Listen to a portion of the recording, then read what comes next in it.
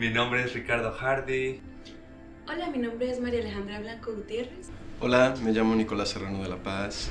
Hola, mi nombre es Pablo. Hola, ¿qué tal? Mi nombre es Rodrigo Ferrat. Soy de Medellín, Colombia. Vengo de México. Vengo de Valledupar, Colombia, tierras ancestrales taironas y bari. Soy proveniente de México. Yo nací en la Ciudad de México. Soy egresado de la Escuela de Cine. Fui a la Escuela de Cine en Bucaramanga, Colombia. Soy artista interdisciplinario, experimental y empezando mi viaje en la curación y la programación artística. Es que vengo de la parte de producción. He hecho un par de cortometrajes, más como director, productor, y también he participado como crítico independiente en varios festivales de cine, tanto aquí en Canadá como en México. I'm a grassroots community organizer, specifically for migrant justice. También soy poeta. I'm an artist. Soy cineasta especializada en postproducción. I'm participating in VLAFF's Emerging Programmers Cohort 2026, and it's a pleasure. What are emerging directors thinking about in 2026? Emerging filmmakers are trying to generate discourse and generate debate regarding their social and political context in their homelands. They are trying to put conversations on the table that need more relevance worldwide. They find in film a perfect way to leverage those conversations and these debates regarding what's going on with our region. I think that emerging creators and youth are struggling to find out what they want to do with their art and what they want their art to be. And in a world so rife with conflict, so rife with suffering, where we live in an international decaying system of capitalism and imperialism, I think that a lot of emerging creators were grappling with what it means to create art in these contexts and what they want their art to do in these contexts. So they explored themes of memory and the stories that inspire our resistance today. They explored stories of what it means to be living in these systems today, and also what the future could look like and what it takes to change the future. A lot of people want to tell people's stories and keep them going throughout time, which brings up the topic of memory.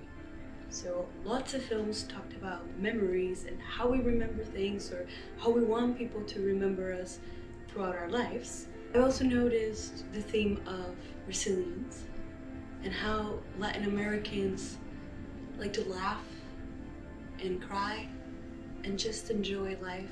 The sad moments don't limit who we are as people. I think directors are trying to both showcase their reality at the same time that with whatever means they have, trying to portray or create these worlds to showcase to the world.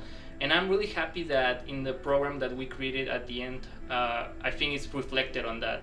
Indirectly perhaps, but about memory, about wounds, and about overcoming the difficulties of life. But the interesting thing is that the focus of the work of the directors is not in the wounds themselves or in the memory, but it's just how it's conveyed through ordinary stories or extraordinary stories. How has your curatorial perspective changed through this program?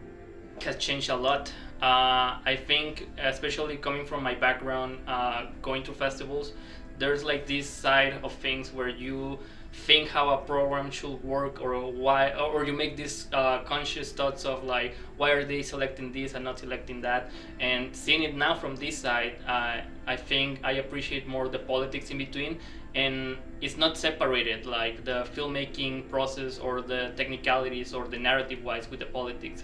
I've learned to be more aware and more detail and take context into consideration, the surroundings, and not just how I feel about a film, but how my members feel about a film.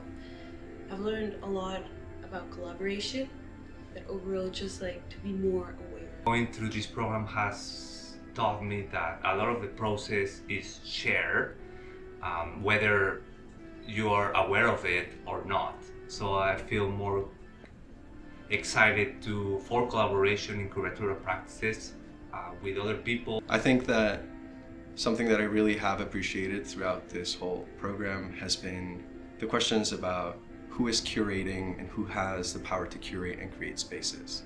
So my curatorial perspective has shifted to now try to answer the question of how we can put creation and curation in the hands of those that are on the front lines of oppression and exploitation that so rarely get a chance to not only be in positions of curation and creation, but also engage with what is curated with film festivals or with art exhibitions. To appreciate more diverse formats and stories and backgrounds of artists.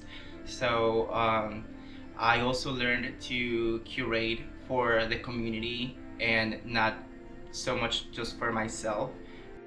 What is the workshop that was most impactful for you? The first one was with Taiju, and we learned about decolonization and understanding that it has to be very specific and intentional. It's not a one-size-fits-all. And we learned how to make our land acknowledgements more meaningful and impactful.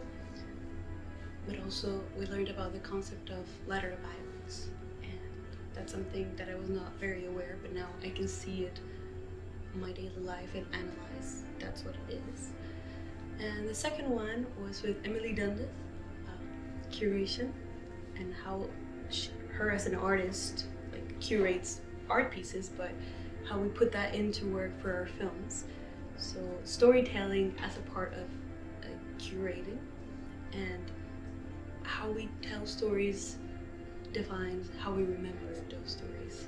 One was Paolo and Lisa, where we were doing experimental film in some ways, like with actual film, which was remarkable for me because I have never really played with that material. I always done digital videography, so playing with the actual film material was really interesting for me.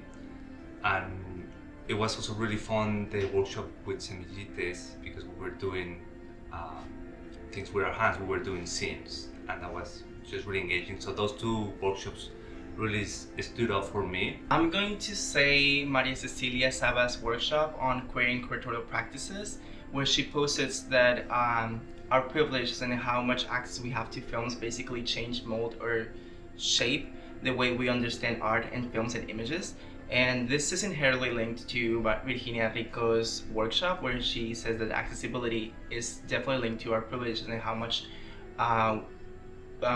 we had access to art when we grew up, and how much access we have to art right now. These things are definitely linked to our privileges and how we absorb the semiotics of an image in art and films. For me, especially coming from my filmmaking background, was the one with Paolo and Lisa, since I think my background or the way I saw film was really sacred, like 8mm, 60mm. Like you see every time that whenever you have this conversation with film buffs, it's like something so sacred, almost like a holy grail. And the fact that we were able to scratch, to rearrange, to create something new out of it, it changed my whole perspective of it's not only preservation, but it's also the act of remixing and creating something new out of old stuff that we keep creating and making something to stay alive for longer. Emily Dundas' Oaks, Jen Sunshine's, and Virginia Rico's workshops.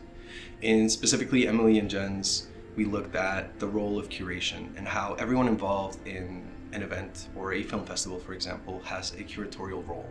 And so it made me question how we can create events and create opportunities so that we facilitate and invite the audience, artists, and anyone participating in taking an active curatorial role. Because it is with our collective voices that we create spaces that are so much more enriching, impactful, and representative as well. I think that Virginia Rico's, on the other hand, made me think about how film is an everyday part of people's lives.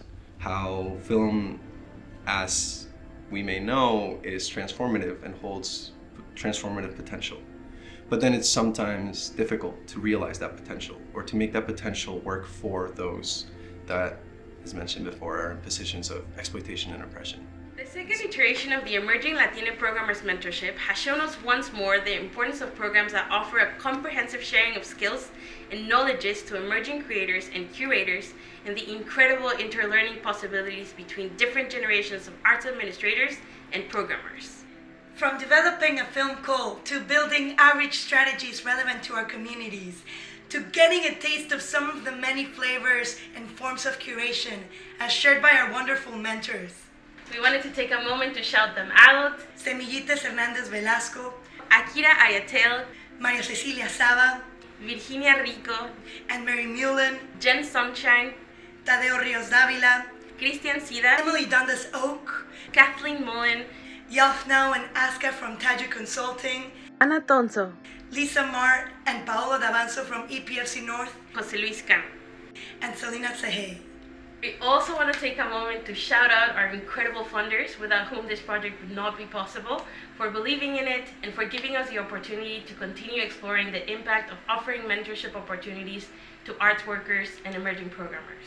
Thank you to the Canada Council for the Arts and the City of Vancouver, as well as our Emerging Programmers cohort of 2026.